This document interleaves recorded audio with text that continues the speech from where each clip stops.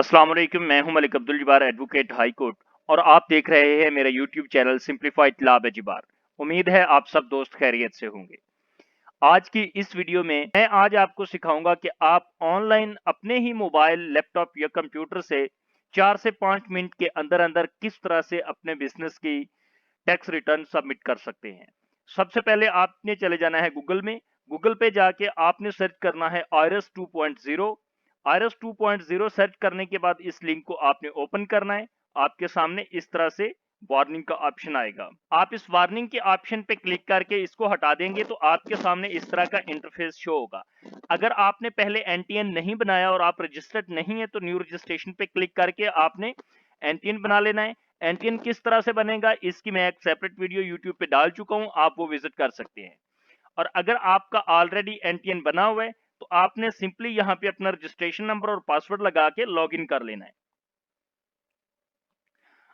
अच्छा, अब हमने चले जाना है टैक्स रिटर्न पे। सबसे पहले आपने सिलेक्ट करना है file your income tax return में जो दरमियान वाला टैब है नॉर्मल रिटर्न पे आप सिलेक्ट करेंगे। यहाँ पे आप टैक्स पीरियड सिलेक्ट करें।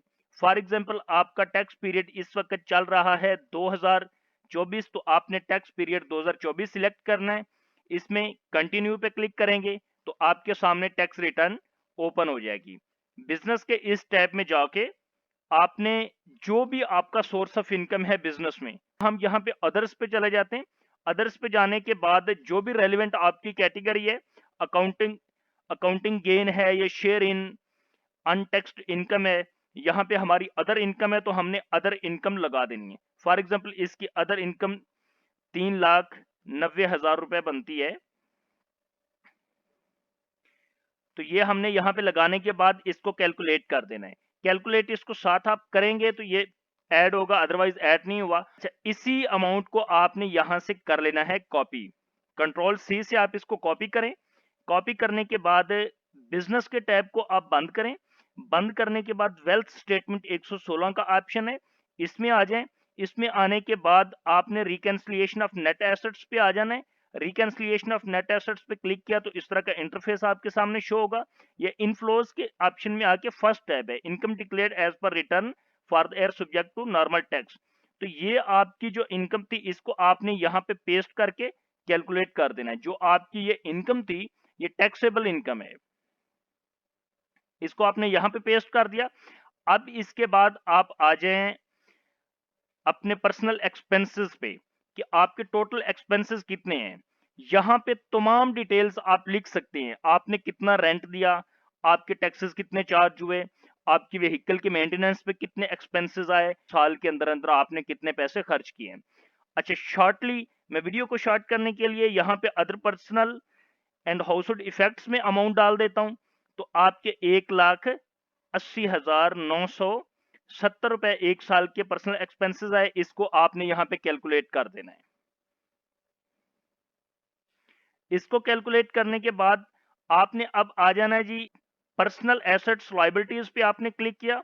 आपके पास जो जो चीज मौजूद है आपने सारी डिटेल्स यहाँ पे लिख देनी है। अगर आपकी एग्रीकल्चर प्रॉपर्टी है तो यहाँ पे आप क्लिक करें, एग्रीकल्चर प्रॉपर्टी आपके सामने है और ऐड कर दें। फॉर एग्जांपल पहले अपनी प्रॉपर्टी का आप एड्रेस ऐड करेंगे, उसके बाद आपने ये 4 चीजें ऐड करनी है। क्या वो कमर्शियल है या रेजिडेंशियल है, कोई घर है, फ्लैट है, प्लॉट है, क्या चीज है, उसका एरिया वो स्क्वायर फीट में है, स्क्वायर यार्ड में है, किस चीज में है, और उसका सिटी आपने सेलेक्ट करके इसको सबमिट करके साथ में सबमिट जिस वक्त आप करेंगे तो यहाँ पे एक ऑप्शन आ जाएगा अमाउंट का, यहाँ पे आपने अमाउंट भी उसकी लिख देनी है।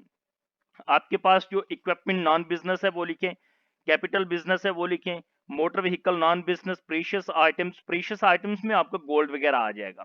हाउस होल्ड इफेक्ट्स जो घर में इस्तेमाल होने वाली चीजें हैं, पर्सनल आइटम्स में आपकी घड़ी होगी, मोबाइल हो गया, लैपटॉप हो गया। आपके पास जी 10 लाख रुपए मौजूद हैं, आप 10 लाख लिख देते हैं, यही आपकी वेल्थ है 10 लाख रुपए।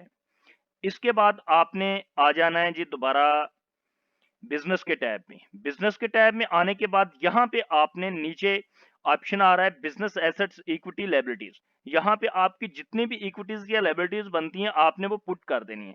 फॉर एग्जांपल आपकी लायबिलिटीज में जो डिटेल्स हैं वो सारी डिटेल्स आपने लिखनी है। आपकी कोई लायबिलिटी है नहीं, आपने किसी के पैसे नहीं देने, तो आप यहाँ पे 0 डाल दें, ठीक है। अगर आप इसको कुछ लिखेंगे नहीं तो ऐसी सूरत में आप की रिटर्न सबमिट नहीं हो सकती। और ये आपके एसेट्स हैं, एसेट्स में भी जितने पैसे आपके बनते हैं आप यहाँ पे वो लाजमी लिखेंगे। जब तक आप लिखेंगे नहीं इस बिजनेस के पर्सनल एसेट्स और इक्विटी लायबिलिटीज के टैब में जाके आपकी रिटर्न सबमिट नहीं हो सकेगी। ये बड़ा इशू आता है न्यू कंसल्टेंट्स को भी, और हमारे जो दोस्त खुद करना चाह रहे होते हैं उनके लिए भी ये एक बड़ा प्रॉब्लम होता है। रिकंसिलिएशन ऑफ नेट एसेट्स में अब हम जाते हैं और जाके देखते हैं कि क्या आ रहा है हमारे पास नीचे। अब जी 7,90,220 रुपए हमारे पास आ रहे हैं अनरिकंसाइल्ड अमाउंट। इसको आप यहां से कॉपी करें। कॉपी करने के बाद net assets of previous year में आप इसको लगाएं और कैलकुलेट कर दें। अनरिकंसाइल्ड अमाउंट देखें 0 होगी। आपकी टैक्स रिटर्न इस वक्त सबमिट करने के लिए रेडी है। इसको सबमिट करने से पहले आपको एक चीज मजीद ऐड करनी पड़ेगी, उसके बगैर आपकी टैक्स रिटर्न सबमिट नहीं हो सकती। वो है जी, आप एट्रीब्यूट में जाएंगे, एट्रीब्यूट में जाके आपने यहाँ पे अपना सोर्स ऑफ इनकम सिलेक्ट करना है कि आपका कौन सा बिजनेस है, कहां से आपको इनकम आ रही है। फॉर एग्जांपल ये सेक्टर 1 पे मैं सिलेक्ट करता हूं, आपका है ट्रेडर हॉस्पिटैलिटी। इसको करें, कहां से आप सेव करेंगे। सेव करने के बाद आपने वापस आ जाना है। यहाँ पे आने के बाद आप अब अपनी टैक्स रिटर्न को वेरीफाई करके सबमिट कर सकते हैं। सबमिट के ऑप्शन पे क्लिक करेंगे, यहाँ पे पिन कोड आ जाएगा। जो पिन कोड होगा आपने वो यहाँ पे लगाना है। लगाने के बाद आप सबमिट के ऑप्शन पे क्लिक करेंगे तो आपकी रिटर्न सबमिट हो के कंप्लीटेड टास्क में आ जाएगी।